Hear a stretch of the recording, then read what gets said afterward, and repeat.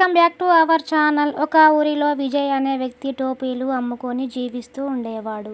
ఒకరోజు వ్యాపారంగా ప్రయాణము చేస్తుంటే అలసటగా అనిపించింది. దారిలో ఒక చెట్టు నీడలో ఆగి తెచ్చుకున్న భోజనం తిని నీళ్లు తాగి తన టోపీల బస్తా పక్కన పెట్టుకొని చెట్టు నీడలో హాయిగా నిద్రపోయాడు. కాసేపటికి లేచి చూస్తే బస్తాలో ఒక్క టోపీ కూడా లేదు. అన్ని టోపీలు ఎవరో కొట్టేశారు.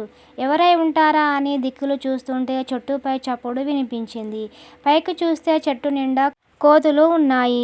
ఒక్కొక్క కోతి తలపైన ఒక్కొక్క టోపీ ఉంది. ఓహో, ఇదా సంగతి అని టోపీలు అమ్ముకునే అతను, నా టోపీలు నాకు తిరిగి ఇచ్చేయండి అని కోతులతో అన్నాడు. అవి మాట వినకుండా అలాగే కూర్చున్నాయి. కోపంగా అతను అరిచాడు. అవి కూడా తిరిగి అరిచాయి. చప్పట్లు కొట్టాడు. అవి కొట్టాయి.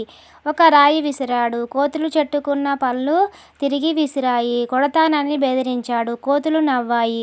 చివరికి ఏమి చేద్దామా అని ఆలోచిస్తూ అలవాటు ప్రకారం ఒక చేత్తో తన తలపై నున్న టోపీ తీసి ఇంకో చేత్తో తలగొక్కున్నాడు.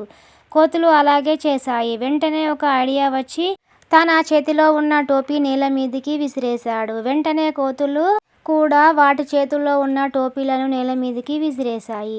టోపీలు అమ్ముకునే అతను గబగబా ఆ టోపీలన్నీ మళ్ళీ బస్తాలో వేసుకొని వెనక్కి తిరిగి చూడకుండా అక్కడ నుంచి వెళ్ళిపోయాడు. ఈ స్టోరీ యొక్క నీతి ఏమిటంటే, కొన్ని పరిస్థితుల్లో ముళ్ళును ముళ్ళుతోనే తీయొచ్చు అన్నమాట.